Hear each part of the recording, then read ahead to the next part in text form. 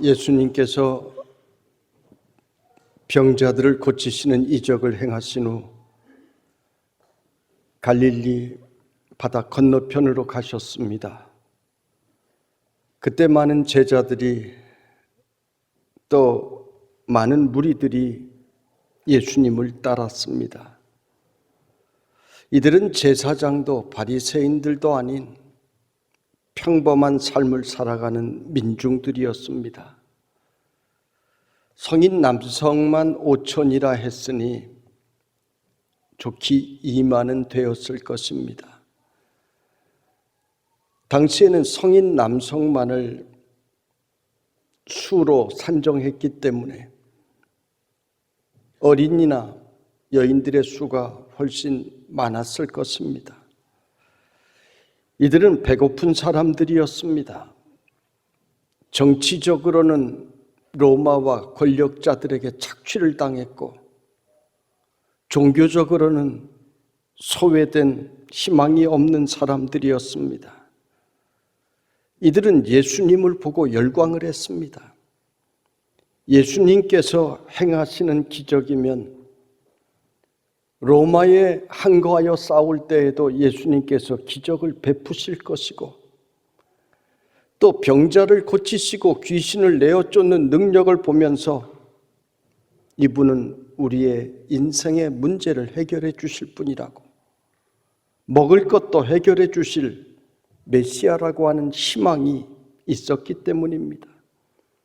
당시에 예수님께서 움직이는 곳마다 수만 명의 무리가 따르는 예수님의 파워는 굉장했었습니다. 로마의 황제도 통치자인 헤롯 왕도 긴장할 수밖에 없는 파워를 가지고 있었습니다. 그런데 예수님께서는 다른 정치적인 이야기를 하시는 것이 아니라 천국의 이야기를 하십니다. 오늘도 예수님께서는 뜻밖의 말씀을 하셨습니다. 우리가 어디서 떡을 사서 이 사람들을 먹이겠느냐? 지금 당장의 백성들의 문제는 배고픔이었습니다. 먹을 것을 구할 수 없는 들판에서 많은 사람들이 허기에 시달릴 것이고, 이제 저녁이 되어 집으로 돌아가다 보면 길에서 쓰러질 사람들도 나오게 될 것입니다. 예수님은 배고픈 백성들을 먼저 안타까워하셨습니다. 예수님의 가르침을 통해 우리가 깨달을 수 있는 것은, 예수님은 어떤 고상한 철학을 가지고 학자들처럼 가르치신 분이 아닙니다. 멋진 퍼포먼스를 행하시며 사람들을 이끌고 다니신 것도 아니었습니다. 아픈 자에게는 치료가 가장 절박하잖아요. 예수님께서 아픈 자들을 만났을 때는 그 질병들을 치료해 주셨습니다. 마음의 상처가 있는 자들은 그 상처가 치료되기를 원합니다. 예수님께서는 공허한 자들에게 참 평안을 주셨습니다. 예수님을 비판하며 하나님을 잘못 알고 그릇된 길로 가는 바리새인들에게는 참 진리의 길을 말씀해 주셨습니다. 오늘도 예수님께서는 배고픈 군중들에게 떡의 문제를 말씀하셨습니다. 기독교는 고상하게 현실과 무관하게 사는 것을 말하지 않습니다. 수준 높은 철학을 가르치는 것도 아닙니다.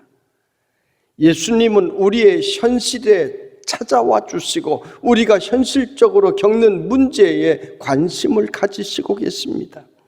그래서 주님은 누구든지 목마르거든 내게로 와서 마시라. 나를 믿는 자는 성경의 이름과 같이 그 배에서 생수의 강이 흘러나오리라 말씀하셨습니다. 여러분, 우리 인생은 늘 목마른 것이 많습니다. 그 목마름을 예수님께 가지고 가면 문제를 해결해 주시는 주님이신 것입니다. 여러분은 인생을 살며 우리 각자가 가진 그 목마름을 예수님께 가지고 나와 해결받는 성도들이 되시기를 주님의 이름으로 축원합니다. 오늘 빌립이란 제자는 각 사람으로 조금씩 받게 할지라도 200데나리온의 떡이 부족하리이다 대답을 합니다. 빌립은 온 땅에 흩어진 그 수많은 사람들의 수를 어림잡아 벌써 계산을 했고, 그 사람들을 먹이려면 얼마만큼의 떡이 있어야 되는지 계산을 했고, 그 떡을 사려면 얼마의 비용이 필요한지까지 순식간에 계산해내는 머리가 좋은 사람이었습니다. 빌립이란 이름은 헬라적인 이름입니다. 보수적인 유대 집안에서는 빌립, 즉 필립이라고 하는 이름을, 헬라적 이름을 사용하지 않습니다. 그러니까 이 집안은 다른 집안보다 더 개방적이었고, 그래서 계산에 빨랐던 것을 우리는 짐작할 수가 있습니다. 그래서 아마 예수님께서 빌립을 시험하신 것 같습니다. 너 앞으로 하나님의 나라를 전파해야 하는데, 하나님의 나라는 말씀의 능력에 있지 머리 좋은 것에 안 된다 하는 것을 가르쳐 주신 것입니다. 여러분, 하나님의 나라는 계산으로 세워져 가는 것이 아닙니다. 계산대로 된다면 교회는 국문학 교수님이 설교를 하고 경영학 교수님이 재정 관리를 맡고 가수들 찬양하고 마케팅이나 언론 홍보를 전공한 교수님이 교회 정책을 결정한다면 교회가 잘 될 것 아닙니까? 그런 환상의 팀을 만들어 교회마다 설계를 한다면, 컨설팅을 한다면 교회는 부흥이 일어날 것 같지만 절대로 그렇지 않습니다. 계산이 빠른 사람들이 많은 교회는 항상 시끄럽습니다. 은혜가 없습니다. 그러나 어린아이와 같은 순수한 마음으로 섬기는 교인들이 많은 교회는 늘 은혜롭고 늘 풍성하고 늘 부흥하는 교회가 되는 것입니다. 정확한 것을 따지는 교회보다 용서와 화해를 이야기하는 교회가 훨씬 더 은혜롭습니다. 성도들은 그 안에서 행복하고 하나님의 사랑을 체험하고 기적을 체험하는 교회가 되는 것입니다. 오늘 말씀에 계산이 빠른 빌립과 비견되는 한 어린아이가 등장을 합니다. 안드레라고 하는 제자가 여기 한 아이가 있어 보리떡 5개와 물고기 2마리를 가지고 있나이다. 그러나 이것이 이 많은 사람에게 얼마나 되겠사옵나이까? 이렇게 이야기를 합니다. 이 안드레라고 하는 제자도 자기 확신을 가지고 예수님께 나왔습니다. 아마 한 어린이가 식사 때가 되었는데 예수님께서 시장하실 것이라고 하는 생각이 들어 자기 식사를 예수님 드리라고 가져온 것으로 보입니다. 그러니까 안드레는 이 어린 아이가 가지고 온 식사를 예수님께 전달하면서 마침 예수님께서 말씀하시니 이것이 이 많은 군중들에게 얼마나 되겠습니까? 부정적인 의견을 말한 것입니다. 그런데 예수님께서는 이 어린이가 가지고 온 식사를 아주 크게 보셨습니다. 아마 제자들이 예수님을 위해 준비한 다른 음식이 있었을 것입니다. 그런데 예수님께서는 이 어린이가 예수님께 드린 보리떡 5개와 물고기 2마리, 서민이 먹는 그 별 볼 일 없는 그 음식을 가장 귀하게 보시고 그 음식에 축사를 하셨습니다. 이 음식은 자기가 먹으려고 준비한 것으로 내 것을 드리는 희생이 들어있고 예수님에 대한 순수한 사랑이 그 음식에 들어있었습니다. 예수님께서 사람들을 앉히시고 축사를 하시고 제자들을 통해 떡과 물고기를 나누어 주니 그 기적의 현장을 성경은 자세히 설명하고 있지 않지만 그것을 통해 5천이 넘는 많은 사람들이 다 배불리 먹고 남은 조각이 12바구니에 찼더라고 성경은 기록하고 있습니다. 이 날의 놀라운 기적의 출발이 바로 어린이의 순수한 마음으로부터 시작된 것입니다. 저는 말씀을 준비하며 묵상하는 중에 이번 주일은 영의 양식을 구하며 나온 수많은 성도들에게 어떤 떡을 나눠 주어야 합니까? 안타까운 마음으로 기도했습니다. 이 수많은 사람들이 시간이 있어서 여유가 있어서 나온 것이 아니잖아요. 각자 처절한 삶을 살아가며 그 바쁜 시간 속에서 하나님을 만나기 위해 영의 양식을 먹기 위해 우리는 나온 것입니다. 내가 가진 것은 오병이어만큼도 안 됩니다. 내 실력도 시원찮습니다. 나는 웅변가도 아닙니다. 체력도 그저 그렇습니다. 나는 수많은 무리들에게 떡을 나눠줄 자신이 없습니다. 기도를 했습니다. 기도하는 가운데 그렇구나. 내가 어린아이와 같은 하나님의 나라를 순수하게 구하는 마음이 있을 때 우리 주님께서 이 예배 시간에 축사해 주시기만 하면 기적이 일어난다 하는 감동이 왔습니다.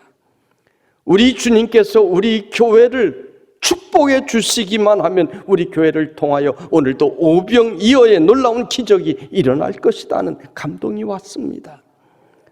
오늘 우리는 어린이 주일을 맞이하며 어린이의 순수한 마음을 우리가 다시 가져야 할 줄로 압니다. 어린이는 백지 상태입니다. 그 백지에 어떤 그림을 그리느냐에 따라서 낙서가 되기도 하고 명화가 되기도 합니다. 어린이는 선을 따라가는 마음도 있고 그 속에 악을 좋아하는 마음도 있습니다. 그래서 가르치는 대로 받아들입니다. 사주궁합을 보고 길이를 보고 미신적인 행위를 따라가는 사람들 참으로 어리석은 사람들입니다. 저는 과거에 이사를 할 때 이삿짐 센터에 물어보니 제가 이야기하는 날은 길일이라서 최고의 길일이라서 너무너무 비싸고 예약이 다 꽉 차 있다고. 언제 있냐 그랬더니 어느 날은 괜찮은데 그날은 손 있는 날이라 좀 싸다는 거예요. 그래서 저는 손 있는 날을 사람들 피하는 날을 늘 선택해서 이사를 하곤 했습니다. 그런데 제가 얼마나 잘 되었습니까? 부임하는 교회마다 손 있는 날을 택해서 갔는데도 늘 부흥이 되었습니다. 늘 성도들의 분에 넘치는 사랑을 받고 늘 행복합니다. 우리는 우리의 어린 자녀들을 어떻게 키워야 합니까? 요즘 어린이들 보면 과거와는 많이 다릅니다. 초등학교 입학하기 전부터 이들은 휴대폰을 통해 인터넷을 아주 잘합니다. 인터넷 유튜브 같은 것에 없는 것이 없습니다. 잘못된 정보들이 너무 많습니다. 여러분이 보지 못한 상상하지 못한 성정적인 장면들, 폭력적인 장면들을 우리 자녀들은 이미 다 접했습니다. 어린 아이들이 성인들보다 게임을 훨씬 더 잘하는데 아이들 게임을 보면서 놀랍니다. 인터넷 화면에 게임 속에 내용들 뜨는 거 보고 저는 깜짝깜짝 놀랍니다. 사람을 칼로 자르고 피가 튀고 총을 난사하고 사람들 쓰러집니다. 매일같이 그런 환경에서 자라는 이 어린이들의 미래가 어떻게 되겠느냐 하는 것입니다. 학교에서는 서로 협력하고 약한 자를 도와주고 인류가 행복하게 살아가는 것을 가르쳐야 하는데 입학하는 순간 서로 이기기 위해서 싸워야 합니다. 학교에 들어가면서 경쟁하게 됩니다. 자녀들의 미래가 걱정스러운 것입니다. 요즘 기독교가 차별금지법에 대하여 반대하고 있습니다. 국민들에게 차별금지법에 대하여 어떻게 생각하십니까? 질문하면 국민들은 차별금지법이 뭔지 모릅니다. 종교나 건강이나 학력이나 민족 등에 대하여 차별하지 않아야 된다고 하는데 어떻게 생각하십니까? 물으면 좋은 법이라고 생각합니다. 물론 좋은 내용 많이 있습니다. 문제는 그 속에 문제가 있는 것들, 우리 자녀들에게 앞으로 어떤 해악을 끼칠지 모르는 그런 문제들이 함께 들어있어 모든 것을 포괄적으로 통과시키려고 하기 때문에 문제가 되는 것입니다. 그래서 따로따로 분리시키라는 것입니다. 지금 이 시간 동성애 문제를 이야기하고 있는 것 아닙니다. 이 문제도 언젠가 설교할 것입니다. 성차별법이 앞으로 우리 자녀들에게 어떤 영향을 미칠 것인가를 이야기하고 있는 것입니다. 왜 그렇게 뭉뚱그려 하나의 법으로 통과시키려 하는지를 우리가 알아야 합니다. 사학법도 마찬가지입니다. 지금 사학법 기독교가 반대하고 있습니다. 목사는 성경이 말씀하는 진리에 대하여 두려워하지 않고 여러분에게 전해야 하는 책임이 있습니다. 요즘 동성애나 이런 문제를 이야기하면 인기 없는 목사 된다고 이야기하지만 여러분 그렇지 않습니다. 세상의 진리는 늘 변하는 것입니다. 세상의 이념이나 사상의 사람들이 꼼짝 못하고 붙들려 살아가는데 그거 다 시대에 따라 변하는 것입니다. 진보도 변하고 보수도 변하는 것입니다. 그러나 하나님의 말씀은 영원히 변치 않습니다. 우리는 변치 않는 하나님의 말씀대로 살아가야 되는 것입니다. 잠언 22장 6절에 마땅히 행할 길을 아이에게 가르치라. 그리하면 늙어도 그것을 떠나지 아니하리라 말씀하셨습니다. 마땅히 행할 길이 무엇입니까? 성경에는 수많은 인생의 길에 대한 말씀을 기록하고 있습니다. 그 길만 따라가면 우리 인생은 행복합니다. 그 길은 축복받는 인생의 길입니다. 어린이를 성경으로 가르치면 그 다음에는 성경이 이 어린이의 인생을 가르쳐 줍니다. 성경은 우리 인생이 죄된 길로 가는 것을 말하지 않습니다. 정직하게 살라고 합니다. 순결하게 살라고 합니다. 성실하게 살라고 합니다. 이웃을 위한 삶을 살라고 합니다. 하나님 영광을 위하여 살라고 합니다. 그러므로 자녀들이 성경 말씀대로 믿음을 가지고 자라나게 되면 삶의 목표가 반듯해지는 것입니다. 절대로 잘못된 길로 갈 수가 없습니다. 자녀들은 성경의 말씀대로 부모에게 순종하고 공경합니다. 효자, 효녀가 됩니다. 미국의 청교도의 후예들은, 미국의 엘리트들은, 미국 사회는 그렇게 다르게 변해가지만 미국의 중심을 장악하고 있는 그들은 지금도 자녀들을 얼마나 보수적으로 키우고 있는지 모릅니다. 성경 말씀대로 가르치면 우리의 자녀들은 빛과 소금의 역할을 감당하는 복된 사람들로 자라게 될 것입니다. 신앙으로 자라면 마약 같은 거 하라고 해도 안 합니다. 학교 폭력 이런 거 하지 않습니다. 그래서 복된 인생이 될 수밖에 없는 것입니다. 지금 우리는 혼돈의 시대를 살아가고 있습니다.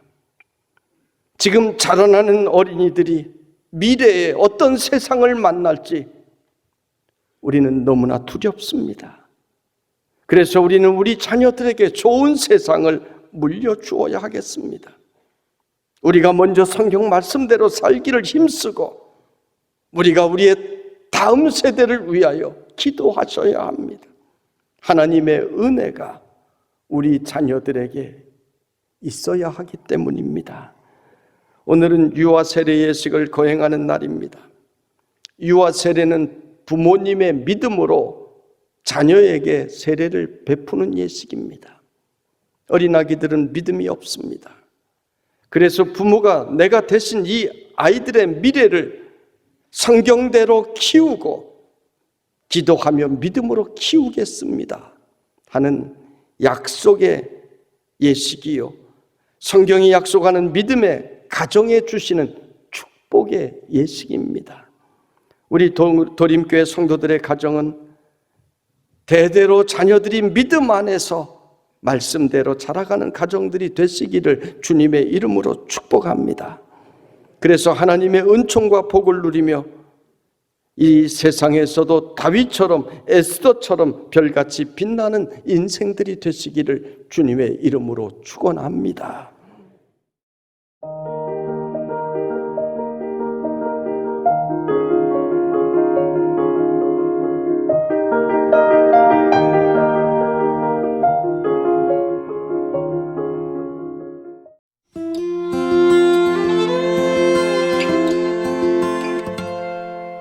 죄짐 맡은 우리 구주 어찌 좋은 친군지 걱정 근심 무거운 짐 우리 주께 맡기세 주께 고함 얻는 거로 복을 얻지 못하네 사람들이 어찌하여 하루할 줄을 모를까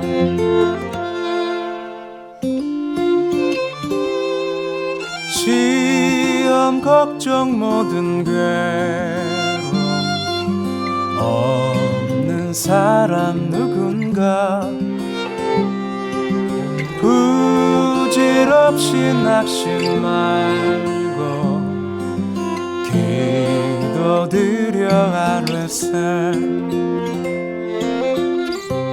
이런 진실하신 친구 찾아볼 수 있을까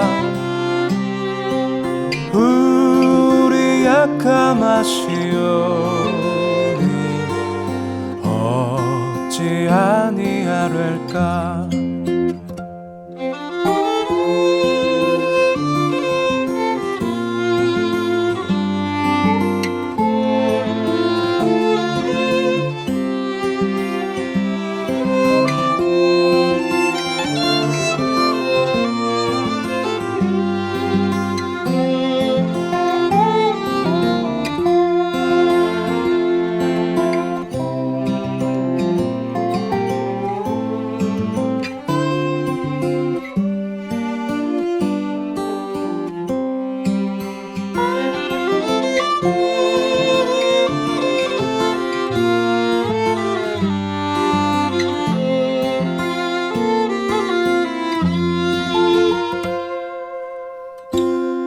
근심 걱정 무거운 짐 아니 진자 누군가 피난처는 우리 예수 주께 기도드리세 세상 친구 멸시하고 너를 조롱하여도 예수 품에 안기어서 참된 위로 받겠네